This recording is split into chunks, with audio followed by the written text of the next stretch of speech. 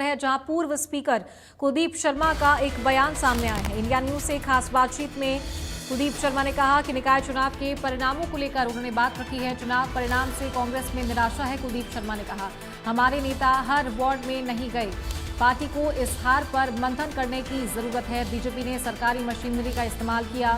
सद्भाव यात्रा राहुल गांधी के निर्देशों पर हुई। कुलदीप शर्मा ने कहा, गुरुग्राम में 2 कांग्रेस नजर आई, एक नेता के इशारे पर सांसद विधायक यात्रा में नहीं आए। कुछ लोग अपनी कांग्रेस बनाना चाहते हैं। कुलदीप शर्मा ने यह भी कहा है, जल्द ही राहुल गांधी के साथ मुलाकात करूंगा, कांग्रेस की सत्ता चोरी करने वाले नेताओं के सबूत दूंगा। तो जानबूझकर कांग्रेस को 18 सीटें हरवाई गई। कुलदीप शर्मा ने बड़ा बयान दिया है। पूर्व सीएम भजनलाल पर भी टिप्पणी हुई है, प्रतिक्रिया दी है। उनके नेतृत्व में कांग्रेस 67 सीटें जीती। भजनलाल सर्वमान्य नेता थे। कुलदीप शर्मा ने ये बड़े बयान दिए हैं। निकाय चुनाव में जो हार कांग्रेस की हुई है, उसे लेकर ये बड़ा बयान कुलदीप शर्मा का सामने आया है। इंडिया न्यूज से खास बातचीत में उन्होंने ये कहा, तो पार्टी को इस हार पर मंथन करने की जरूरत है। कुलदीप शर्मा ने कहा, सद्भाव यात्रा राहुल गांधी के निर्देशों पर हुई है। बीजेपी ने सरकारी मशीनरी का इस्तेमाल किया है। सद्भाव यात्रा राहुल गांधी के कहने पर हुई है। तो वही बात करें गुरुग्राम में, तो कांग्रेस 2 गुटों में नजर आई है, यानी कि 2 कांग्रेस नजर आई है और एक नेता के इशारे पर सांसद विधायक यात्रा में नहीं आए। कुलदीप शर्मा ने कहा, कुछ लोग अपनी कांग्रेस बनाना चाहते हैं और जल्द ही राहुल गांधी के साथ में मुलाकात करूंगा और ये तमाम जो बातें उनके सामने रखेंगे, सत्ता चोरी करवाने वाले नेताओं के सबूत दूंगा। कुछ सीटें जानबूझकर हरवाई गई है। जानबूझकर कांग्रेस को 18 सीटें हरवाई गई है। पूर्व सीएम भजनलाल पर टिप्पणी हुई है, उस पर प्रतिक्रिया दी कुलदीप शर्मा ने।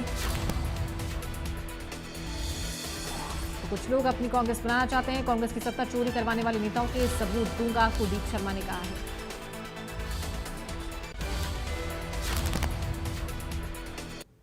हाल ही में हुए निकाय चुनाव में जीत का जश्न बीजेपी मना रही है, लेकिन इसी बीच कांग्रेस को एक बार फिर से मंथन करना पड़ेगा कि उनको उतनी आशातीत सफलता इन निकाय चुनाव में क्यों नहीं मिली है।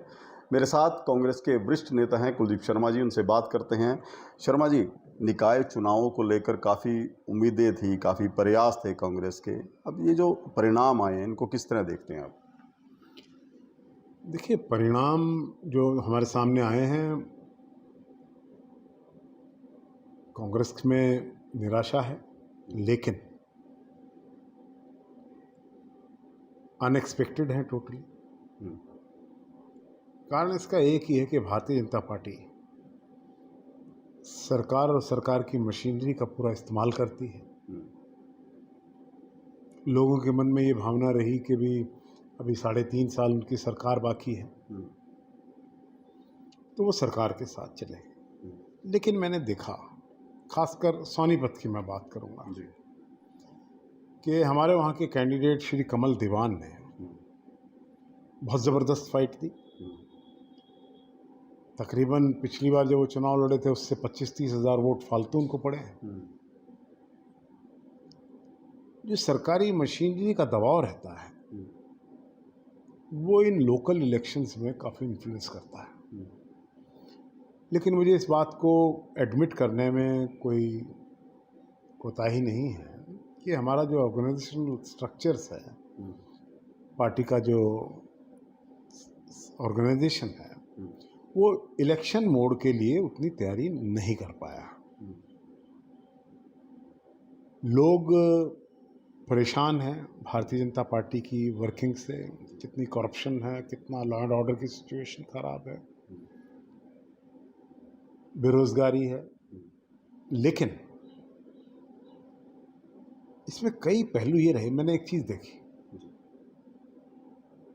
कि जहां हमें सही टैलेंट का इस्तेमाल करना चाहिए था, वह कुछ लोगों को इस कैंपेन में लाकर हमें नुकसान हुआ।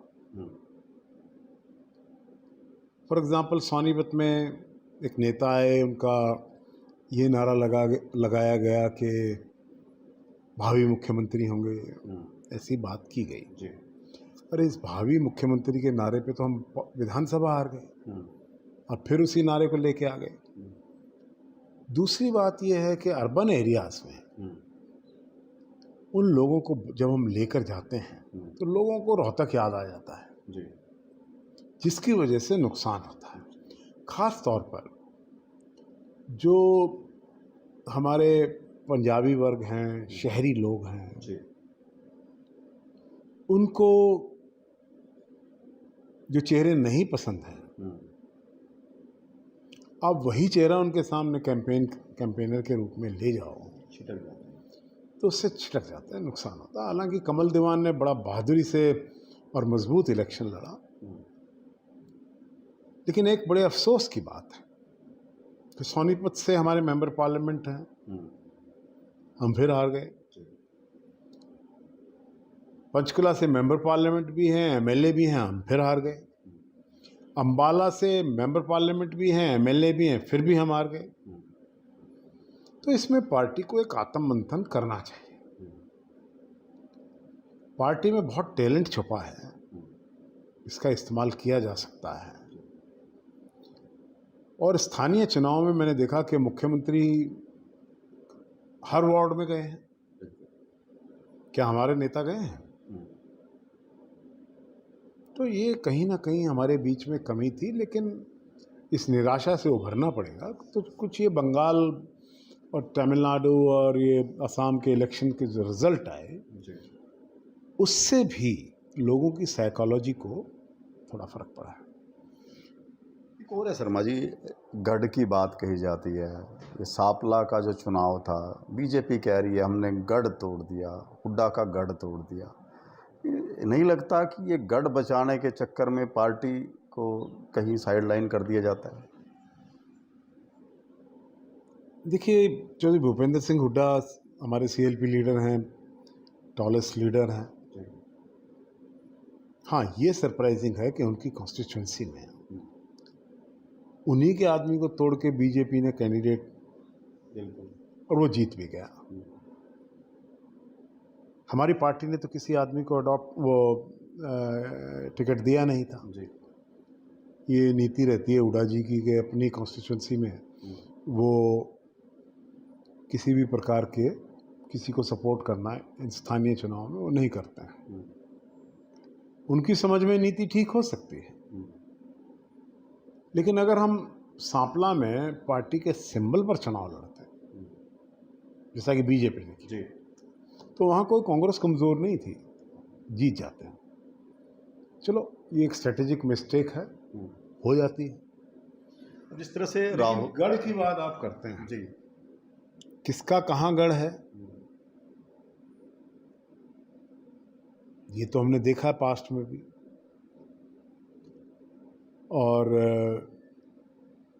रोहतक से सांसद भी हैं, रोहतक से सांसद भी हैं, चाहे भूपेंद्र सिंह हुड्डा भी हैं, लेकिन वो इन छोटे इलेक्शंस में पड़ते नहीं हैं। हालांकि लेकिन हार तो रिफ्लेक्ट करेगी। तो आप मीडिया के लोग तो उसके लिए चौधरी भूपेंद्र सिंह हुड्डा को कमज़ोर बताएंगे या उसके, लेकिन ऐसी बात नहीं है। पब्लिक ने बताया कि वो गढ़ नहीं बचा पाए। ये तो मीडिया की भाषा है कि वो गढ़ नहीं बचा पाए हैं। ये गढ़ तो कई बार टूट चुका है, कई बार बन चुका है। इसमें गढ़ बन जाते हैं, टूट जाते हैं, चलता रहता है राजनीति में। राहुल गांधी आए थे, काफ़ी कुछ सद्भावना यात्रा को लेकर, जो पहले कई शीर्ष नेता उसको थोड़ा सा कहीं हल्के में ले रहे थे। राहुल गांधी ने आके एक मैसेज तो स्ट्रॉन्ग दे दिया है, और जिस तरह से संगठन की बात वो करके गए हैं कि भी संगठन को किस तरीके से खड़ा करना है, क्या लगता है उसका कितना असर रहेगा पार्टी में, आने वाली जो गतिविधियां पार्टी की रहेंगी? देखिए, सद्भाव यात्रा जो है ये क्लियर हो गया कि श्री राहुल गांधी जी के निर्देश या उनके आशीर्वाद से यात्रा हुई है, ये क्लियर हो गया। कुछ लोग ये कहते थे ये आधिकारिक यात्रा नहीं है। अब ये आधिकारिक यात्रा भी, जिस तरह यात्रा को कांग्रेस के पूर्व अध्यक्ष Rahul Gandhi, leader of opposition, स्वयं अपनी हाजिरी से सजा रहे हों, उपस्थित होकर, और उनके भाषण को गंभीरता से देखिए। उन्होंने कहा, ब्रजेंद्र सिंह, मेरा पूरा समर्थन आपके साथ है, पार्टी का पूरा समर्थन आपके साथ है, इसका आपको बहुत फायदा होगा, और ऐसी यात्राएं देश में और भी होनी चाहिए। तो इस यात्रा को, जहां यात्रा राहुल जी से प्रेरणा लेकर ब्रजेंद्र ने शुरू की, वहीं राहुल जी के संदेश में कि सारे देश में युवाओं को खास तौर पर इस प्रकार की यात्राएं करनी चाहिए। तो ये तो एक एग्जाम्पल सेट हो गया है हरियाणा का। एक तो ये संदेश था। जिन लोगों को का ये कहना था कि ये आधिकारिक यात्रा नहीं है, उनको इसमें शामिल होना पड़ा। अच्छी बात है, देर आए दुरुस्त आए, कभी तो आए। लेकिन एक बात कड़वी जरूर कहूंगा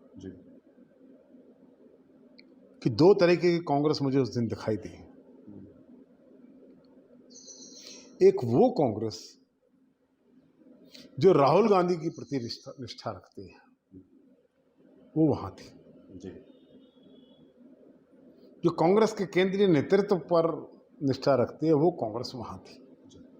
अरे राहुल गांधी हरियाणा में आ रहे हों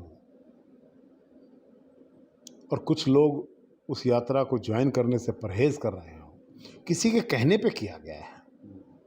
बहुत से सांसद नहीं है, विधायक नहीं है। एक सांसद ने तो ये कहा कि मेरे क्षेत्र में चुनाव है। उन सांसद से पूछे कि उनके क्षेत्र में जो चुनाव था वहां कांग्रेस लड़ रही थी क्या चुनाव? ये सिर्फ एक नेता के इशारे पर कांग्रेस के विधायक आना चाहते थे, क्यों नहीं आ पाए? क्या इसकी जांच नहीं होनी चाहिए कि कांग्रेस का सबसे बड़ा नेता राहुल गांधी के स्वरूप में एक मंच पर उपस्थित हो, एक सांसदों को यह भी गवारा ना हो बहाने बनाकर? अरे राहुल गांधी जी तो शाम को 6 बजे आए थे, कैंपेन तो 4 बजे खत्म हो गई थी। गुड़गांव कौन सा पाकिस्तान में है? आना चाहिए था। आप ये बजाय इसके कांग्रेस एक मजबूती का, एकजुट होने का संदेश का मौका देती, एक अपॉर्चुनिटी बनती कि भाई कांग्रेस एक है। वो अवसर गवा दिया। वो अवसर हमने गंवाया है। कुछ लोगों का, मैंने कहा दो तरीके की कांग्रेस। एक कांग्रेस कि वो लोग हैं जो राहुल गांधी के प्रति निष्ठा रखते हैं। एक वो कांग्रेस के लोग हैं जो एक व्यक्ति के प्रति निष्ठा रखते हैं। उनको कांग्रेस से कोई लेना देना नहीं। अगर उनको कांग्रेस से लेना देना होता तो सभी लोग वहां पर हाजिर होते। राहुल जी आए थे। राहुल गांधी ने एक बड़ी अच्छी बात कही है कि जो नेता या जो युवा शक्ति पार्टी के लिए धरातल पर काम करेगी, उसको आगे लेकर जाएंगे।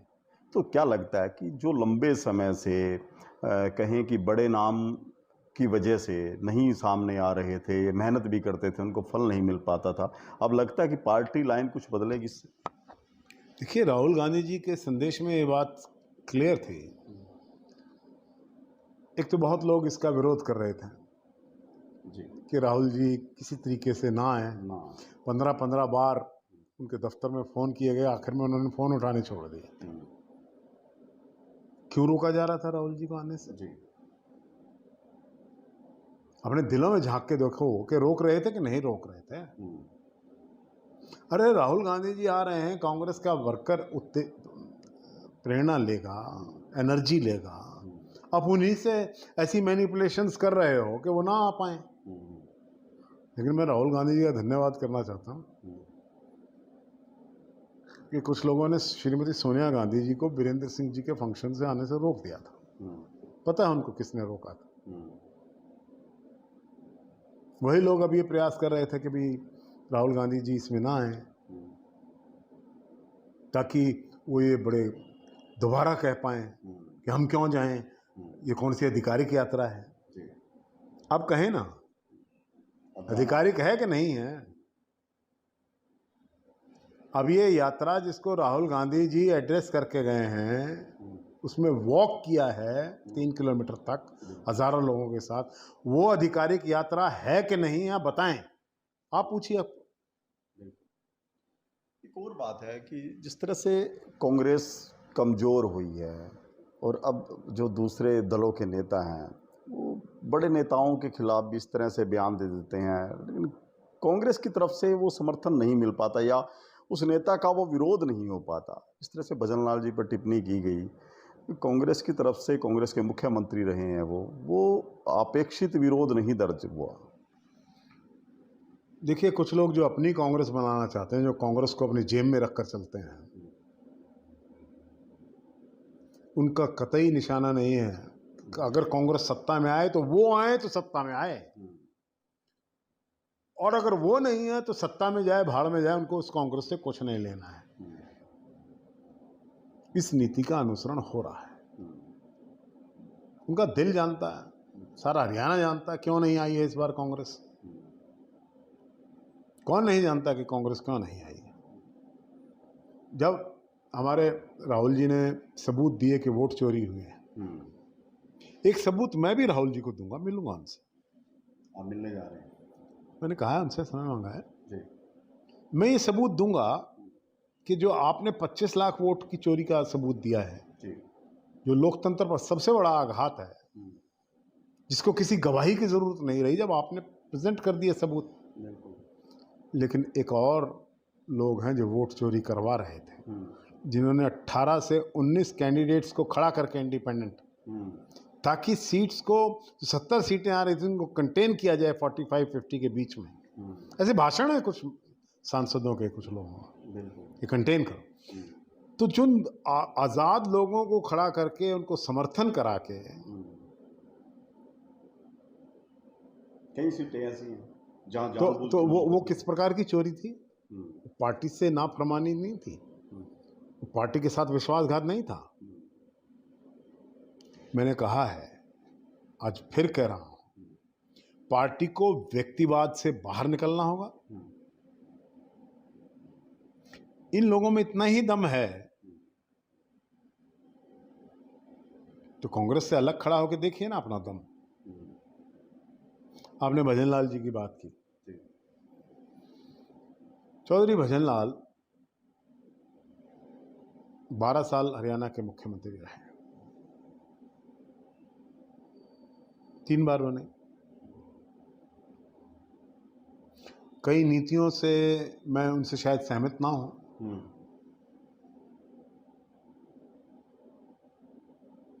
हमारा बहुत लंबा उनके साथ समर्थन भी रहा और फिर विरोध भी हुआ। कांग्रेस में रहते हुए उनकी नीतियों का विरोध किया।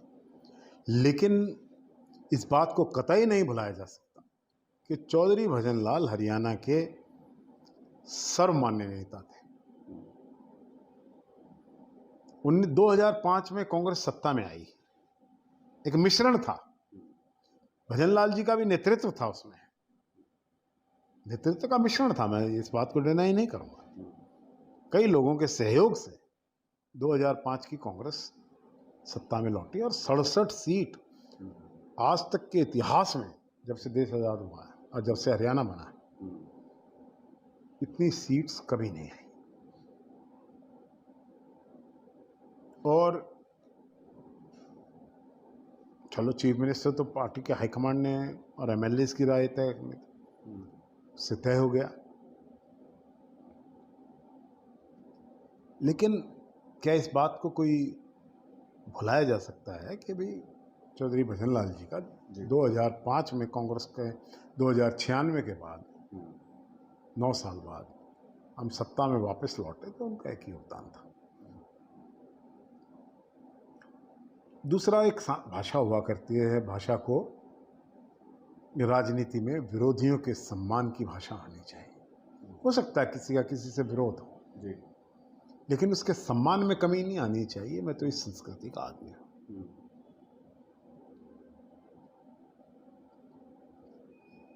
चौधरी भजनलाल जी के प्रति जो टिप्पणी आई, जिस पर उनके बब्बर शेर बेटे ने रिएक्ट किया है, उनका रिएक्शन जायज़ है। कोई भी बेटा बाप के बारे में इस प्रकार की बात सुनता है, और स्पेशली जब चौधरी भजनलाल जी अब इस दुनिया में नहीं है। आज जो बहुत से लोग आंखें दिखा रहे हैं, मैंने उनको उनके दरबार में हाथ जोड़ते हुए देखा है। आज जो अपनी शौर्य गाथा सुना रहे हैं, मैंने उनको देखा है। लेकिन एक चीज़ बताता हूँ, वो एक ऐसे नेता थे, वो हिसार से जीत सकते थे, भिवानी से जीत सकते थे, फरीदाबाद से जीत सकते थे, करनाल से जीत सकते थे। जीते भी हैं। और कौन? चौधरी देवीलाल थे। चौधरी देवीलाल जी राजस्थान से जीत सकते थे, पंजाब में अबोहर से जीत जाते थे, हरियाणा में जीत जाते थे। वो भी एक राष्ट्रीय स्तर के नेता हमारे रहे हैं। ठीक है, हमारी पार्टी अलग अलग थी, लेकिन उनका बेटा नरवाना से जीत गया, एक बेटा भिवानी से जीत गया, बहू कहीं से जीत गई। ये क्षमता चौधरी देवीलाल के परिवार में भी थी। और किसमें है? मौजूदा समय में तो किसी में दिखती नहीं। मौजूदा समय में मैं बता रहा हूँ कि या तो पंडित चिरंजीव लाल सोनीपत से बने, करनाल से बने। मैं सोनीपत से जाके बन गया। कई ऐसे नेता हैं जो सारे हरियाणा का नेतृत्व कहते हैं हमारे पास है, और वो जब एक अपने हल्के से बाहर निकलते तो हार जाते हैं। उनकी क्षमता नहीं है लड़ने की। अगर उनका इतना विस्तृत नेतृत्व है कि वो सारे हरियाणा के नेता हैं, तो हिसार से भी लड़ सकते हैं, करनाल से भी लड़ सकते हैं, फरीदाबाद से भी लड़ सकते हैं, गुड़गांव से भी लड़ सकते हैं। लड़ते क्यों नहीं है? लड़ें और अपना नेतृत्व की क्षमता को दिखाएं, अपने विस्तृत स्वरूप को लोगों के सामने बीच में रखें। तो भजनलाल जी का अपना एक चौधरी साहब का स्टेटस था जिसको किसी के कहने से नहीं घटेगा। वो खैर वो बीजेपी का अंदरूनी मामला है, लेकिन राजनीतिक शुचिता और इससे जुड़ा हुआ मामला है, इसलिए मैंने कमेंट किया है कि he was a tall leader and he deserves all the respects. बिल्कुल, देखिए कुलदीप शर्मा हैं जिन्होंने साफ तौर पे बड़ी ही साफ गोई के साथ पार्टी की जो अंदरूनी लड़ाई है उसके बारे में भी अपनी राय रखी और कहा है कि पार्टी को व्यक्तिगतवाद से उभरना पड़ेगा। जिस तरह से अभी जो निकाय चुनाव हुए उनमें हार हुई है, उसका भी मंथन करने की बात उन्होंने कही है। और जिस तरह से राहुल गांधी जो संदेश देकर गए हैं उससे भी पार्टी में एक बदलाव आएगा, इससे भी कुलदीप शर्मा जो है अपनी राय रखते हैं। साथ साथ उन्होंने कहा कि वो जल्द राहुल गांधी से मिलेंगे कि हरियाणा में जिस तरह से वोट चोरी हुई है उसी तरह से कांग्रेस की सत्ता की भी चोरी पार्टी में बैठे हुए कुछ लोगों ने करवाई है। करनाल से महेंद्र सिंह, इंडिया न्यूज़ हरियाणा।